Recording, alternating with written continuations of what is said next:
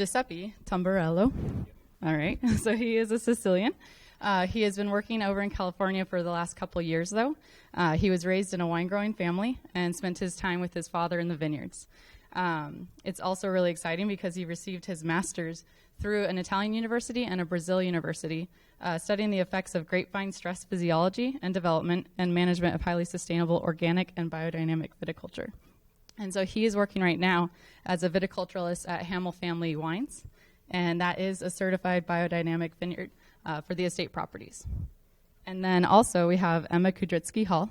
And so Emma is a winemaker at Mortson Family Wines, and she also has a small brand with her husband called Seawolf. Emma also spends her time as an adjunct professor at SRJC, where she's teaching the next generation of our industry. So clearly she has a lot of free time on her hands. She comes from a background in biology from the University of San Diego, and then after discovering her passion for winemaking, as well as traveling to New Zealand to do a harvest, she went back to the school, actually at Fresno, so Luca, so she went back to school at Fresno State University, where she acquired her viticulture and enology degree. So, welcome to our panelists, and very excited to start this conversation with you guys. Yeah. So, what we're going to talk about first, I figure get into the meat of it, right, and talk about what were some of the challenges that we faced in the 2018 vintage. Because, Giuseppe's a viticulturalist, and Emma, you pull up into the winemaking side. Thought it'd be good to, start with Giuseppe, what you were kind of seeing this year and what challenges that you faced in this vintage. Okay, I think it's on. Can you hear me? Okay. Hi, everyone.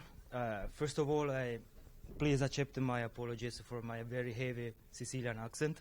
I still have to improve a lot on my English. It's pretty basic, but hopefully you could understand me. We have the same vocabulary. So Hamel Family Wines is a quick introduction. It's a very small winery, a family winery, producing organic and biodynamically, and about 88 acres, two main properties, one in Sonoma Valley, about 40 acres, Bordeaux varietals, and another one in Sonoma Mountain District, 1,300 feet of altitude, again Bordeaux varietals. We try to produce by dry farming, following the organic and biodynamic procedures, and trying to explain as better as possible our soil terroir. So talking about the 2018 season, as at the beginning of the day Mr. Wilfar said, it was really affected by very dry and warm weather in November, December, and January mainly. So this weather in some way accelerated the physiology of the vine. But later But later in February. Yeah. Here you go. Oh, no worries. This one. Just to slow down a little bit. But later, February was still very dry, but very cold. And March was cold and wet. We got March and beginning of April. So in a very short period, our entire rainfall for 2018, about 17 inches. And we were coming from 2017 where we got 42 inches. So that means work and go through the entire growing season with less than half of the total rainfall necessary. The rain and the low temperature induced a very low temperature in the soil, and that slowed down drastically the vine physiology, delaying all the phases of the vine, postponing a bud break, and as Sebastian said earlier, postponing also our full growth of the canopy, our KCB. So that changed our view and our vineyard management. Also, talking about our property in Sonoma Mountain District, this weather connected with the rainfall created an inversion layer. That means that during the nighttime the temperature were still really high, so the vines never stopped to work, and it was really foggy and pretty wet, so the mildew risk was very high during the entire season. And that changed our vineyard management, so we had to work heavier in the defoliation, modify our spray plan, modify and improve our biodynamic spray plan, because don't forget that we are working not only in dry farming but also biodynamically. So two different properties, two different growing season, two different vineyard management. 1,300 feet altitude, Sonoma Valley floor. So the second part of the season was really gentle, very nice temperature during the entire summer, really slow ripeness. So it was a really nice season, even if really affected by the beginning of the season of January, February, March, mainly. Thank you, Giuseppe. And then I know, Emma, you saw on the winemaking side that same, lag and veraison and that start. So if you want to comment on that. Absolutely. So you'll have to excuse me for my California accent because I am very, very prone to talk really fast. So just to give you a little bit of background, Moritzen Winery, we've been growing grapes in what is now the Rockpile area for over 6 generations. Moritzen family has property in Alexander Valley, Dry Creek, Chalk Hill, Rockpile, and Lake County. The winery probably acquires a little bit less than 10% of their entire production, but we have a lot of other projects, whether it's projects with chefs like Charlie Palmer that enable us, and it's really exciting from a winemaker's perspective, to work with a lot of different fruit all over the county. So whatever I say is really a snapshot or my lens of our vision of our wines and the projects that we're working with. So we work with fruit in Occidental, the ridges of Cazadero, Chalk Hill, Alexander Valley, Dry Creek, and Rockpile. So we get to see a lot of different varietals, and we custom crush. So there's kind of a lot of great backboards and a lot of different growers that we work with. So not just estate, but also purchased fruit too. And yes, I agree. Just looking back, when you are moving up in your career and you find people, and one person in particular that I always think of is Jeff Mahongas, a winemaker at Williams-Salem, and you grab him for 1 second and he's like, whoa, winemaker who spends so much time in the vineyard. And so I was like, how do I keep all that information in my head? So over the past 5 years, I've been writing these little lessons learned from 2018. So, as you're on your computer, doing winemaking stuff and you're like, oh wait, what's happening today in the weather? And you're like, okay, I'm not going to make that note. So at the end of 2018, I remember what actually happened during that vintage and what potentially affected it. And so totally agree with what everyone's been commenting on about the weather. So there's no point of recapping that. But from a winemaker's perspective, everyone knows that we had some record crop out there. I mean, I remember at one point a grower delivering us and saying that in Russian River Valley, they had Chardonnay that peaked at 20 bricks in middle of September. And people actually took the opportunity to, I think, catch up on inventory by taking advantage of their minimum bricks clauses. And obviously you saw that happening with Lake County and all the stuff that was happening up there. And we just saw that there was a slow onset to veraison, and because we had a relatively cool August, growers, and I think people saying oh, the weather's great, let's just wait to see if it turns. Let's wait to see if it turns. Well, you start to go, okay, well, we're barely seeing a 1 brick increase per week. We got to go back through and drop some fruit. So there's definitely times where in certain blocks we felt like, shoot, well, we just blew that one. And then because of the large harvest, I think that there was definitely some logistical issues in the sense of, making sure you had the right tank size, tank space to acquire some vineyards that came in at 50%, 150% of what we expected. What we were really happy with is the quality, but sometimes there's a decoupling effect there. But unlike other vintages, like I'm thinking of 2015, when we have every single varietal under the sun by the end of September in our winery, this vintage, and I'm sure a lot of winemakers would agree with this, there was whoa, let's all smoke a doobie, because apparently that's what the grapes are doing to try to figure out what's going on out there. Is we had the opportunity to really, like someone alluded to, this was a winemaker's vintage. I mean, how many times you go out in the vineyard and go, the weather is great, the bricks are not increasing, I'm just going to let it hang. And the owner, Clay, we're just doing a blending session with a client recently, and I was like, oh yeah, 2018 was easy. He's like, oh, so I can leave, and do some sales trips? And I was like, I didn't say I didn't need your help. I was saying that it was just easy because the weather was cooperating. However, there is also, the flip side of that, which is in some vineyards, they got stuck and they didn't increase and the flavors weren't there. And so I know, I'm sure there's a lot of growers out there that unfortunately were not able to get a return on their growing season. Thank you, Emma. And I know that, Emma, you do deal with a lot of Zinfandel production.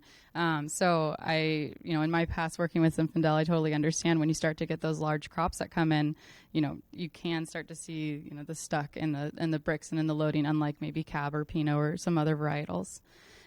So, there was a few challenges this season, and depending on where you were in Sonoma, because Sonoma is such a diverse county, there were different, whether you had powdery mildew up on inversion layers, up on mountaintops where you wouldn't necessarily expect it, or, down in the bottom with the late stalled vintages and then having a full crop come in. But, it was a pretty mild, nice, calm harvest other than that. So that leads me into my next question, which was, what was your favorite part of the 2018 vintage? And Giuseppe, I know that I really loved your response because I used to work with Fruition Sciences a lot with SatFlow and all the different products. So take it away on that. Thank you. So my entire studies and career was focused on vine physiology and water management. So at Hemol we try to work in dry farming, and we have several SatFlow locations from Fruition. And one of those locations is in 2015, so 4 years old now, Cabernet block, so really young block on 110R.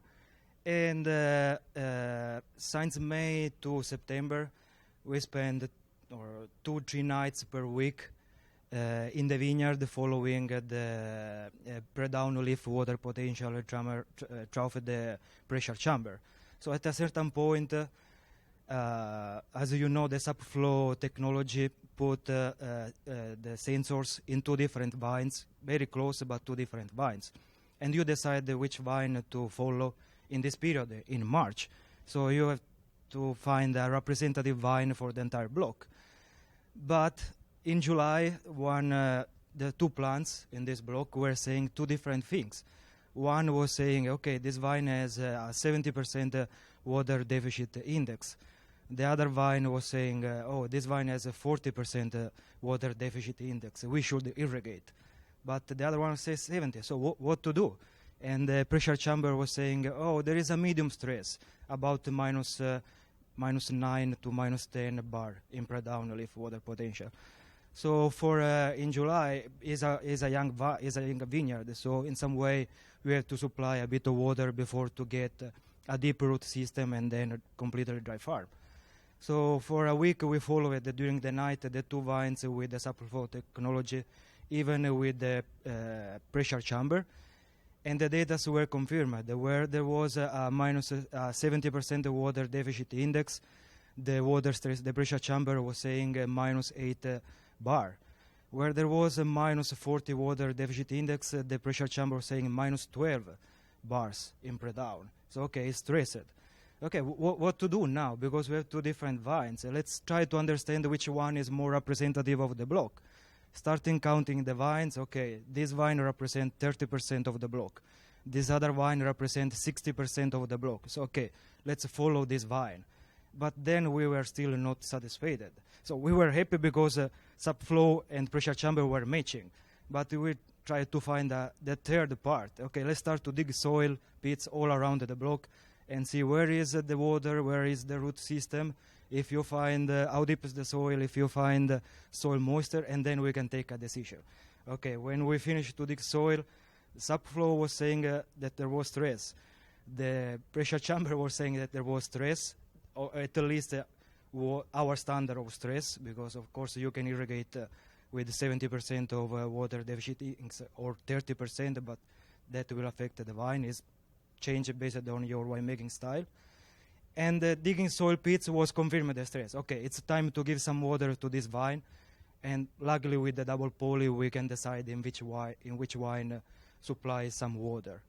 And then a second quick funny part was we decided to take a lower risk with sunburn and increase our canopy management with the defoliation. So we added during the winter a third cross arm on the top, not very large, 26 inches, trying to open the canopy. And it was really nice to see during the growing season that we got at least 15 to 30 minutes more of shade on the cluster, and mainly during the warmer hours of the day. And that was great because allowed us to go throughout the entire season and full ripeness without sunburns, and with a great air flow inside the canopy because we were able to remove more leaves inside. So those points, in my opinion, were really interesting last year. So I already kind of touched on this, but from a logistical standpoint, besides a large crop, one of the positive things of 2018 is that how evenly the harvest came. And then also the the rain event that we experienced in September, we had just 2 Zin vineyards left out there.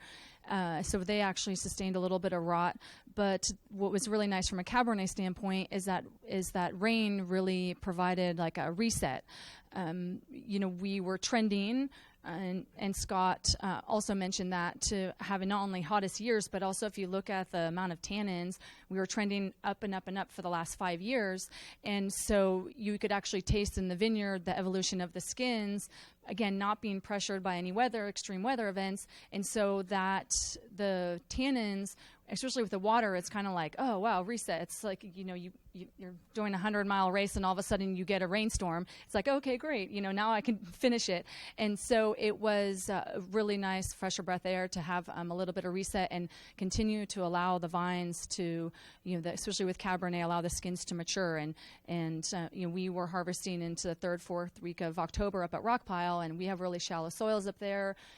Yes, we have an inversion layer, but we're at that kind of funny elevation where it just stays really warm all the time, like in 2017 when we had that crazy heat spike.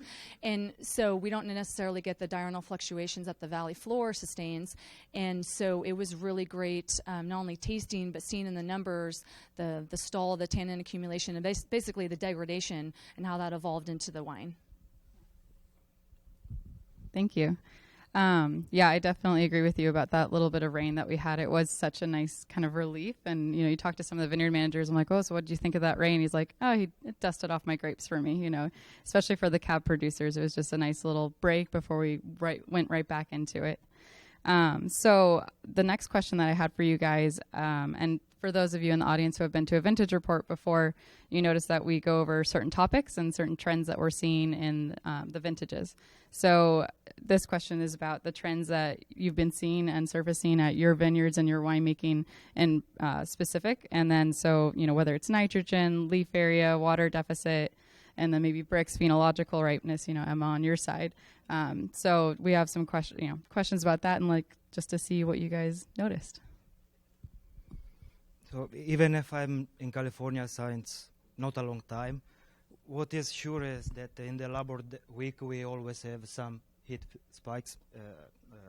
Spikes, is that right? Spikes on Labor Day. Yeah.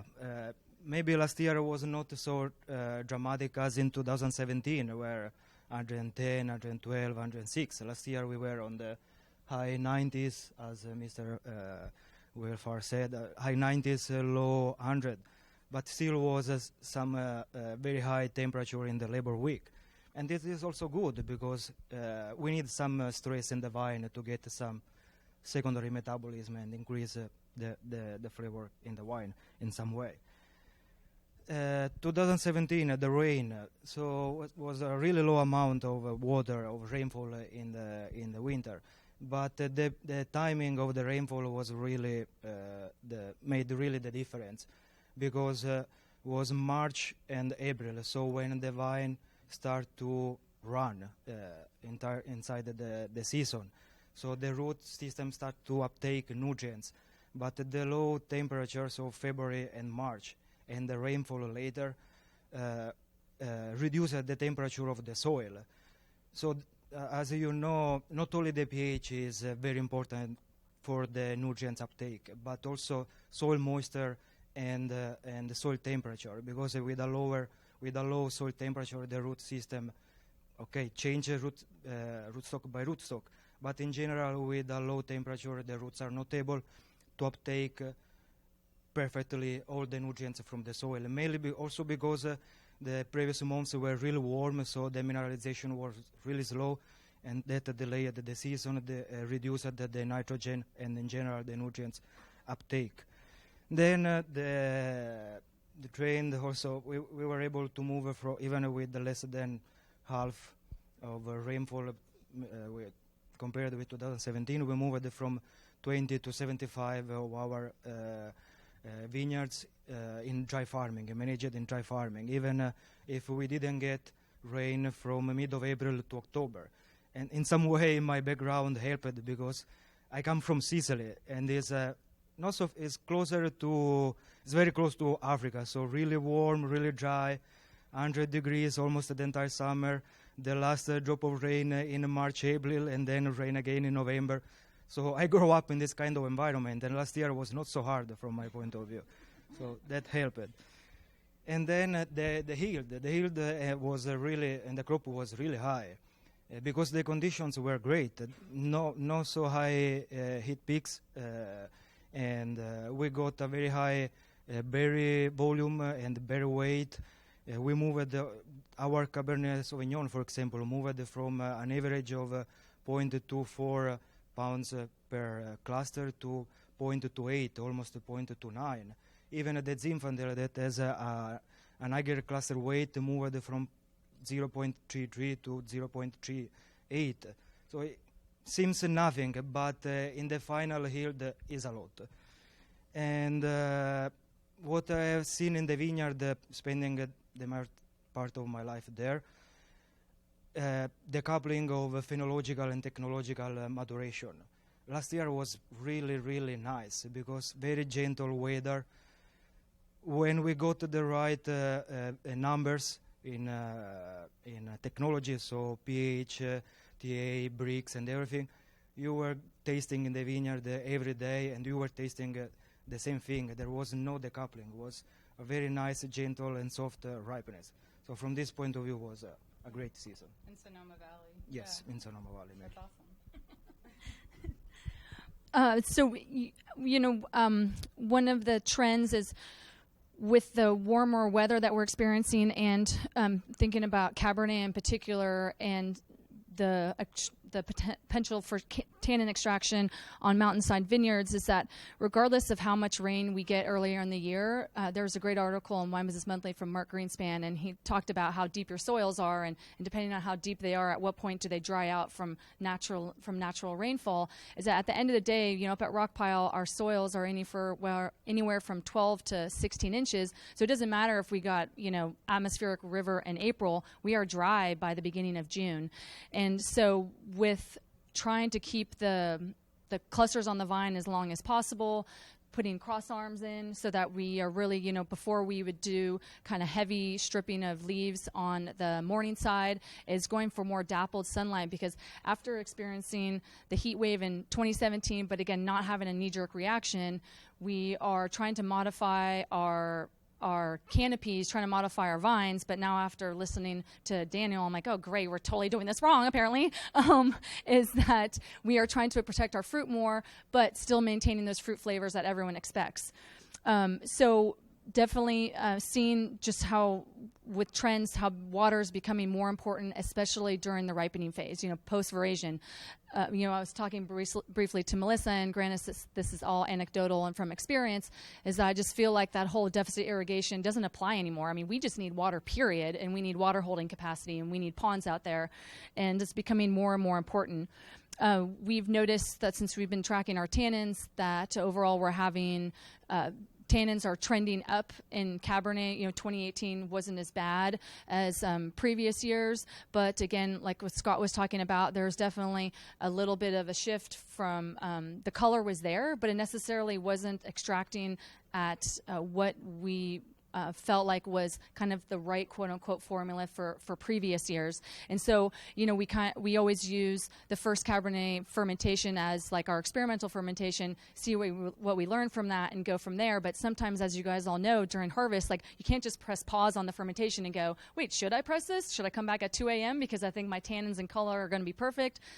you also have a life too, beyond working 60 days in a row.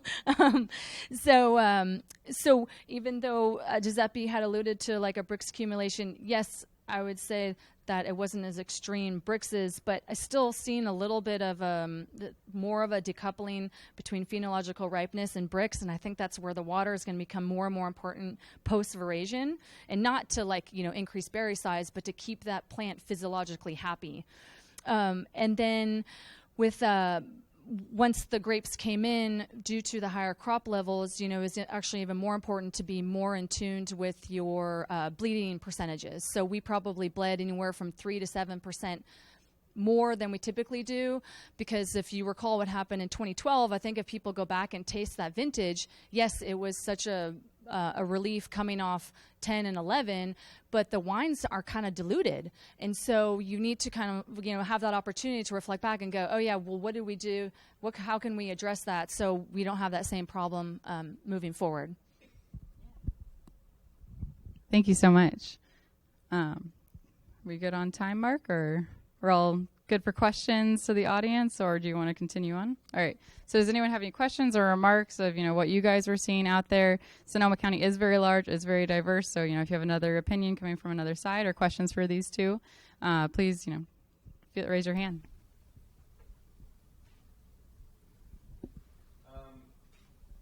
It was pretty obvious pretty early on that we were looking at a pretty big crop. You never know how things is going to play out. But at what point in the season did you decide to start dropping crop?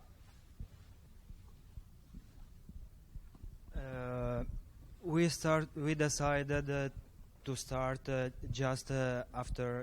just at the beginning of Horizon, removing the wings, removing the third or the fourth cluster. Sometimes basically 2 clusters per shoot in a very well developed shoot. If it wasn't not so well developed, even 1 cluster, but Horizon was the right even a bit before Horizon in general. So end of July, August was the right timing, and we decided to start to drop off fruit, to remove wings, and also to remove clusters where there was a bulky area, allowing a better coverage of the sprays, a better airflow inside the fruited zone. So we always start our first pass of fruit adjustment right around fruit set, just to make sure that we actually have fruit to work with. And what was nice about in 2018, we had more than enough fruit to work with. So we were fine in that regard, unlike other vintages. And we typically, knowing some vineyards are very consistent performers, and whether we're on tonnage contracts or acreage contracts and knowing the quality that we want, we might go ahead and go, knowing that we have a lot of fruit, forecasting that we already had bloom, so we already had set, we know that that fruit is locked in, let's bring it down to, based upon previous year's trends of cluster weights, let's bring it down anywhere from 22 to 28 clusters per vine. And then we go right before veraison, and then when we've decided that while the cluster weights are increasing like historical years, let's then bring it down based upon how many tons per acre that we want. So we will do anywhere from 2 to 3 passes, but we're trying to really set like the standard at fruit set. Any other questions? All right. Well, thank you guys so much for your opinions and just giving us, historically what you saw this last vintage.